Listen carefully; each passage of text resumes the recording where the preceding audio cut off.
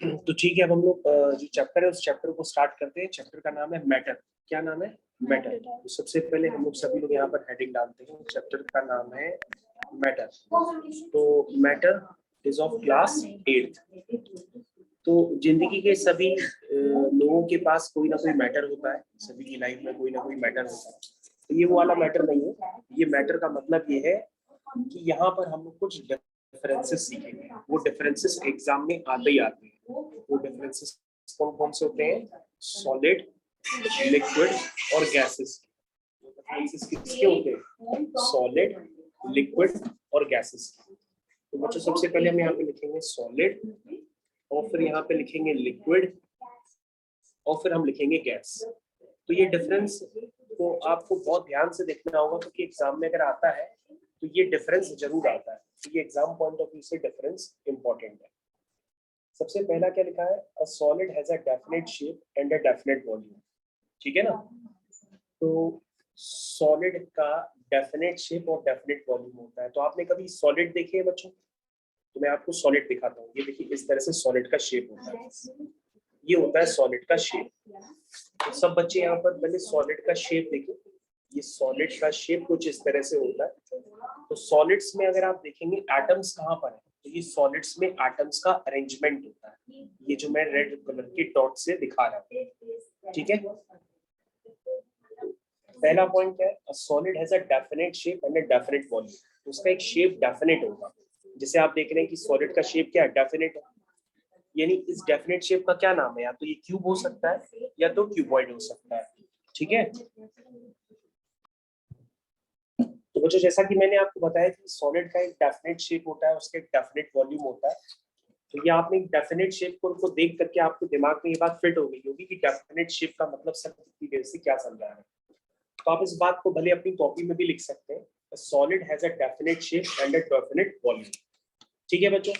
तो यहाँ पे आप अगर आप शॉर्ट में लिखेंगे तो आप लिखेंगे definite shape and definite volume. तो बच्चों ये डिफरेंस का पहला पॉइंट है सॉलिड्स का। उसके बाद बच्चों जब आप नहाते हैं तो जब आप पानी लेते हैं तो पानी कभी मग्गे में लेते हैं, कभी बाल्टी में लेते हैं, कभी गिलास में लेते हैं। क्योंकि कभी लोग के पास नहाते समय मग्गा भी नहीं होता है, तो वो गिलास से नहाने लगते हैं जिससे पानी पीते हैं। तो ऐसे भी लोग होते हैं। तो आपको ये समझ में आ गया होगा कि पानी को जिसमें भी डालो वो उसी का शेप ले लेता है। तो पानी का कोई डेफिनेट शेप नहीं है, लेकिन वॉल्यूम तो है। लेकिन पानी के पास कोई डेफिनेट शेप नहीं है। बेचारा जहां भी जाता है एक नया शेप ले लेता है। मग्गे में जाना है तो नया शेप, हाथ में लेते हैं तो नया शेप, बाल्टी में लेते हैं तो नया शेप, पानी को पिचका देते हैं तो एक नया शेप। तो इसका मतलब बच्चों ये हर शेप को बार बार बदलता रहता है। ठीक है ना? तो आपको ध्यान देना होगा कि जो लिक्विड्स होते हैं उनका शेप तो डेफिनेट होता है। क्या होता है? डेफिनेट शेप होता है। क्या होता है? डेफिनेट शेप होता है। डेफिनेट वॉल्यूम होता है, लेकिन जो बच्चों शेप होता है वो डेफिनेट नहीं होता। तो आप लिख सकते हैं but not a definite shape. क्या होता है? Definite shape. तो बच्चों इस बात को आप याद रखिए। ठीक है? उसके बाद बच्चों जो गैस होती है, गैस बेचारी कहती है कि नहीं मेरे पास डेफिनेट वॉल्यूम है, नहीं मेरे पास डेफिनेट शेप है। तो बच्चों ये पहला जो डिफरेंस है, अगर आपने यही एग्जाम में गलत लिख दिया तो समझ लीजिए आगे के कोई भी डिफरेंस आपका चेक नहीं होगा। इसलिए ये तीनों डिफरेंसेस जो पहले वाले हैं उनको जरूर याद रखिएगा। मैं फिर से रिकॉल कर रहा हूँ कि अगर सॉलिड है तो उसका डेफिनेट शेप डेफिनेट वॉल्यूम होगा। लिक्विड कहते हो मेरे को जहां डालोगे मैं उसी का शेप ले लूंगा, इसका मतलब डेफिनेट शेप नहीं है लेकिन वॉल्यूम डेफिनेट है। जो गैसेस है, गैसेस का वॉल्यूम भी डेफिनेट नहीं है और शेप भी डेफिनेट नहीं है। क्योंकि अगर मान लीजिए इस रूम में गैस है तो हम ये थोड़ा ना जानते कि इस रूम में गैस का वॉल्यूम कितना है। इस रूम में तो गैस कितनी भी क्वांटिटी में भरी जा सकती है ना? भाई हमारे मान लो पेट में गैस बन रही है, अब पेट में किसके कितने गैस है कोई कैसे जाने। ठीक है ना? ज्यादा गैस होगी तो ज्यादा, कम गैस होगी तो कम गैस भी हो सकती है। लेकिन आप ये नहीं बता सकते कि हाँ इसके पेट में 100% इतनी गैस बनी हुई है। ठीक है ना? ये आप नहीं कह सकते। मेरे ख्याल से अब आप समझ गए होंगे कि जो गैस होती है उसका ना ही कोई डेफिनेट वॉल्यूम है, ना ही कोई डेफिनेट शेप है। तो यहाँ पे बच्चों आप लिख लीजिए कि neither definite volume nor a definite shape. ठीक है, तो सभी बच्चे हंस रहे हैं इसलिए क्योंकि उनको पता पड़ गया होगा कि सबके पेट में गैस तो बन रही है लेकिन वो अलग अलग अमाउंट में है। ठीक है बच्चों, तो neither definite volume nor a definite shape. तो पहला बच्चों डिफरेंस सभी को क्लियर हो गया। दूसरा, the molecules in a solid are rigid. Molecules in solid are rigid. कैसा होता है? रिजिड। सॉलिड में मॉलिक्यूल्स कैसे होते हैं? रिजिड होते हैं। तो बच्चों सबको समझ में आ गया होगा मेरे हिसाब से। तो बच्चों अभी अभी एक नए बच्चे ने ज्वाइन किया है तो उसकी वजह से मैं इस बात को रिपीट कर रहा हूँ। मैंने अभी कुछ नहीं बताया, मैंने अभी एक चैप्टर पढ़ा है, चैप्टर का नाम है मैटर। मैटर में मैं एक ऐसी बात आपको बता रहा था जो हर बार आपके एग्जाम में आएगी, सॉलिड, लिक्विड और गैसेस में डिफरेंस। ठीक है ना, सॉलिड, लिक्विड और गैसेस में डिफरेंसेस। तो बच्चों सॉलिड का मैंने पहले पॉइंट बताया, सॉलिड का पहला पॉइंट बताया कि सॉलिड जो होता है उसका एक फिक्स शेप होगा, यानी कि डेफिनेट शेप होगा और डेफिनेट वॉल्यूम होगा। जैसे देखो बच्चों आपके पास ये सॉलिड है, इसका शेप क्या है? फिक्स शेप है और एक फिक्स वॉल्यूम है। जैसे देखो मैंने बच्चों आपके सामने एक सॉलिड बनाया है, ये सॉलिड कैसा है? एक क्यूब के फॉर्म में है, इसका एक फिक्स शेप है, फिक्स वॉल्यूम है, हम उसको समझ सकते हैं। लेकिन जो बच्चों लिक्विड होता है, लिक्विड का वॉल्यूम तो हम समझते हैं फिक्स होता है, लेकिन लिक्विड का शेप कोई डेफिनेट नहीं होता है। क्यों नहीं होता है बच्चों? क्योंकि लिक्विड का शेप इसलिए डेफिनेट नहीं होता क्योंकि अगर हम नहाने जाते हैं तो बाल्टी में पानी लेते हैं तो बाल्टी में भी पानी आ जाता है, मग्गे में लेते हैं तो मग्गे में भी आ जाता है, गिलास में लेते हैं गिलास में भी पानी आ जाता है। तो हम किसी में भी पानी डालते हैं तो पानी हर जगह अपना एक नया शेप ले लेता है। उसी तरीके से बच्चों गैसेस के बारे में हम लिखते हैं तो गैसेस का ना ही कोई डेफिनेट शेप होता है, ना ही कोई डेफिनेट का वॉल्यूम होता है।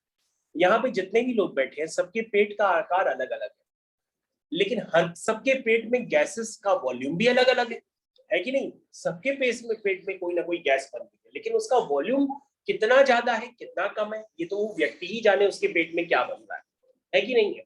तो बच्चों आपको ये तीन डिफरेंसेस हमेशा याद रखते हैं। पहला डिफरेंस क्या है सॉलिड लिक्विड गैसेस में? कि सॉलिड्स का डेफिनेट शेप, डेफिनेट वॉल्यूम होगा, लिक्विड का डेफिनेट वॉल्यूम होगा लेकिन डेफिनेट शेप नहीं होगा, लेकिन गैसेस का नहीं डेफिनेट शेप है नहीं डेफिनेट वॉल्यूम। तो बच्चों अगर आप इसको भूल जाते हैं तो आप एक बार नहा करके सोचिए तो आपको लिक्विड का समझ में आ जाएगा, एक बार आप अपने पेट के बारे में सोचिए तो आपको गैसेस का पता पड़ जाएगा। तो बच्चों ये आपका पहला डिफरेंस है। दूसरा डिफरेंस बच्चों वहीं से मैं स्टार्ट कर रहा हूँ, molecules in a solid are rigid. Molecules in a solid are rigid, ठीक है ना, फिक्स हो गए। दूसरा, molecules in a liquid are non rigid. Rigid और नॉन रिजिड का मतलब यह है कि जैसे बच्चों मैंने आपके सामने क्यूब एक बनाया था, तो क्यूब्स में अभी हमने आपको क्या बनाया था? एक क्यूब बनाया था। तो क्यूब में जो ये आपके पास एटम्स है वो एटम्स क्या होते हैं? फिक्स होते हैं। लेकिन लिक्विड के जो मॉलिक्यूल्स होते हैं वो फिक्स नहीं होते हैं, वो फ्लो करते रहते हैं। ठीक है, तो molecules in a solid are rigid. दूसरा, the molecules in a liquid are, molecules in liquid क्या होते हैं बच्चों? Non rigid. ये बच्चों आपको ध्यान देना होगा। उसके बाद molecules in a gas are rigid, homogeneous and perfectly elastic. दूसरा पॉइंट देखो बच्चों, मैंने दूसरा पॉइंट बताना स्टार्ट कर दिया। मैंने तो सॉलिड में बताया कि molecules in a solid are rigid, liquids में बताया the molecules in a liquid are non rigid, और गैसेस में क्या बता रहे हैं इसमें हर बच्चा कंफ्यूज रहता है। The molecules in a gas are rigid, homogeneous and perfectly elastic. ये बात सबको समझ में नहीं आती है, इसलिए लोग अपने अपने रीजन देने लगते हैं। तो बच्चों यहाँ पर ऐसा ना समझिएगा कि गैस के मॉलिक्यूल्स नॉन रिजिड होते हैं। गैस के मॉलिक्यूल्स आपको रिजिड लिखने हैं, होमोजीनियस लिखने हैं। होमोजीनियस मतलब सबका एक जैसा नेचर होता है और वो इलास्टिक होते हैं। इलास्टिक का मतलब क्या होता है कि गैस के मॉलिक्यूल एक सरफेस से टकराने के बाद वापस आ जाते हैं कोलाइड करके, है ना? समझ में आ रहा है कि नहीं? जैसे गुब्बारा है, गुब्बारे को अगर हम दबाते रहते हैं, मान लो आपके पास एक बड़ा सा गुब्बारा है, जब ज्यादातर क्या होता है, जब किसी का बर्थडे होता है तो हम लोग गुब्बारे फुलाते हैं, लेकिन गुब्बारा थोड़ी देर बाद फूलने के बाद हम लोग उससे पिच्चू पिच्ची खेलते हैं। जैसे अगर हम गुब्बारे को एक जगह से दबाएंगे तो हमारी गैस दूसरी जगह चली जाएगी, मतलब गुब्बारा फटेगा नहीं, दूसरी जगह गैस चली जाएगी, और दूसरी जगह से दबाएंगे तो फिर एक नया गोलू मोलू बन जाता है एक और बीच में। याद आया बच्चों? तो अगर आप उसको फाड़ेंगे तब फटेगा तभी जब कम से कम आप उसके ऊपर दोनों पैर एक साथ रखिए, तब जाके वो फटेगा।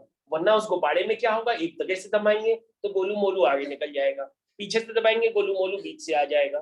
तो बच्चों क्या होता है, इसीलिए हम कहते हैं इसके मॉलिक्यूल्स क्या होते हैं, इलास्टिक होते हैं। क्या होते हैं? इलास्टिक। तो सबको अपने मन की बात गोलू मोलू समझ में आ गई होगी।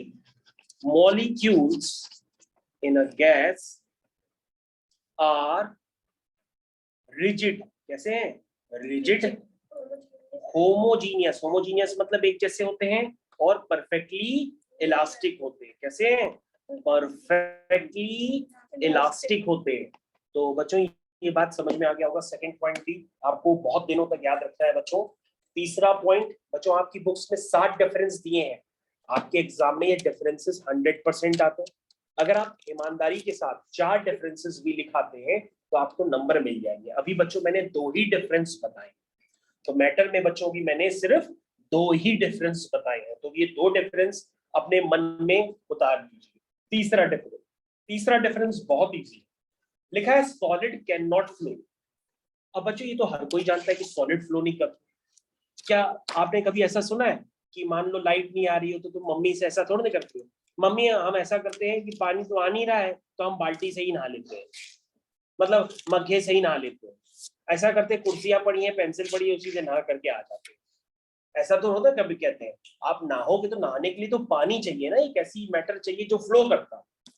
तो सॉलिड फ्लो नहीं करते, तो याद रखिएगा solid can not flow. Solid कभी फ्लो नहीं करते। अगर सॉलिड फ्लो कर रहे होते तो हम लोग कभी पन्नों से नहाते, कभी टेबल से नहाते, कभी कुर्सी से नहाते, कभी चश्मे से नहाते, इन सब से नहाते। ऐसा कभी पॉसिबल ही नहीं है। और यहाँ पे तो आप जरूर लिखेंगे कि लिक्विड क्या करते हैं, लिक्विड कैन फ्लो। उसके बाद गैस भी फ्लो करती है बच्चों। गैस फ्लो करती है तभी तो एक जगह से दबाते हो दूसरी जगह पहुंच जाती है ना। गैस कैन फ्लो, यही चीज आपके पेट में भी होती है। पेट को दबाते हैं तो गैस क्या होती है, बाहर निकलती है और आराम मिलता है। चौथा डिफरेंस, ठीक है। तो बच्चों हम लोग चौथे डिफरेंस में अब पहुंच चुके हैं। होपफुली आप लोग को ये 3 डिफरेंसेस तो बहुत अच्छे से याद हो गए कि नहीं हो गए? सबको याद हो गई ये बात? क्यों भाई? ओके। तो अब बच्चों होता है इंटरमोलिकुलर फोर्सेस। कभी भी बच्चों अगर इंटरमोलिकुलर फोर्सेस की बात कहा जाए तो इसका मतलब ये होता है कि इंटर मतलब दो मॉलिक्यूल्स के बीच में पड़ने वाले फोर्सेस को हम लोग इंटरमोलिकुलर फोर्सेस के नाम से जानते हैं। तो हम लोग यहाँ पे लिखते हैं कि इंटरमोलिकुलर फोर्सेस आर स्ट्रॉन्ग। तो बच्चों ये देख रहे हैं आप, इधर ध्यान दीजिए, ये वाला मॉलिक्यूल और इस वाले मॉलिक्यूल के बीच में जो फोर्स होता है वो क्या होता है, स्ट्रॉन्ग होता है। इन जो मॉलिक्यूल्स के बीच में जो फोर्स होता है ये फोर्स स्ट्रॉन्ग होता है। तो हमने कहा अगर ये सर स्ट्रॉन्ग नहीं होता, अगर ये फोर्स स्ट्रॉन्ग नहीं होता तो फिर ये सॉलिड कहलाता ही नहीं, ये तो तुरंत टूट जाता है कि नहीं है। ये फोर्स स्ट्रॉन्ग है इन मॉलिक्यूल्स के बीच में, एटम्स के बीच में, तभी तो ये रिजिड है सॉलिड। अगर ये फोर्स स्ट्रॉन्ग नहीं होता तो ये टूट जाता, तब ये सॉलिड थोड़ा ना होता। तो बच्चों उसको हम लोग क्लास 8 की नई लैंग्वेज में कहते हैं इंटरमॉलिकुलर फोर्सेस आर स्ट्रॉन्ग। क्या कहते हैं? Inter molecular forces are strong. Strong का मतलब मजबूत, ठीक है। Intermolecular forces are less strong. इसमें बच्चों क्या होते हैं, लेस स्ट्रॉन्ग होते हैं। डायरेक्ट लिख देते हैं लेस स्ट्रॉन्ग, ठीक है। इसमें गैसेस में क्या होते हैं, वीक होते हैं। उसको आप ऐसे समझ लो, यहाँ पे बच्चों आप वीक लिख लो और यहाँ पे लेस स्ट्रॉन्ग लिखकर ना लिख करके उसको मॉडरेट लिखो। मॉडरेट समझते हो? ऐसे फोर्सेस जो दोनों के बीच में लाई करते हैं उनको क्या कहेंगे, मॉडरेट। मतलब जो लिक्विड में इंटरमॉलिकुलर फोर्सेस होगा वो सॉलिड से कम होगा लेकिन गैसेस से ज्यादा होगा, इसलिए हम उसको क्या कहेंगे, मॉडरेट। और सबसे कम फोर्स किसमें होगा, गैसेस में, है ना। तो गैसेस के मॉलिक्यूल्स के बीच में जो फोर्सेस होते हैं वो बहुत ही वीक होते हैं। है ना, इतने वीक होते हैं तभी तो गैसेस के मॉलिक्यूल दूर दूर भागते रहते हैं, ठीक है ना, ये चीज होती है। तो बच्चों मैंने आपको 4 डिफरेंसेस बता दिए, ये 4 डिफरेंसेस अगर आप अपने स्कूल में लिख करके आ जाए तो समझ लीजिए पटाखा हो जाएगा, पटाखा। तो बच्चों ये 4 डिफरेंसेस आपको जरूर याद रखने हैं, क्योंकि बुक्स में डिफरेंसेस इतने ज्यादा लिखे हैं कि लोग पढ़ सब कुछ लेते हैं लेकिन एग्जाम में एक भी डिफरेंस सही से नहीं लिख पाते। तो बच्चों ये 4 डिफरेंसेस है। चौथा डिफरेंस मैं आपको फिर से बता देता हूँ कि इंटरमोलिकुलर फोर्सेस आर स्ट्रॉन्ग, और लिक्विड में जो इंटरमोलिकुलर फोर्स होंगे आप ऐसे लिख सकते हैं कि वो सॉलिड से कम होंगे लेकिन लिक्विड से ज्यादा होंगे। और सबसे कम इंटरमोलिकुलर फोर्सेस किसमें होंगे? गैस में, ठीक है ना। तो गैस में बच्चों इंटरमोलिकुलर फोर्सेस बहुत ही कम होने चाहिए ना, तभी तो गैस पेट से क्या निकलेगी? बाहर निकलेगी, वरना निकल ही नहीं सकती है। पता पड़ा अगर टाइट फोर्स हो गए तो पता पड़ा पेट में ऐंठन हो जाएगी, दर्द होगा जब तक गैस ना निकले। तो गैस के एटम्स के, गैस के मॉलिक्यूल्स के बीच में क्या होता है? ये फोर्सेस बहुत वीक होने चाहिए, तभी गैस क्या होगी?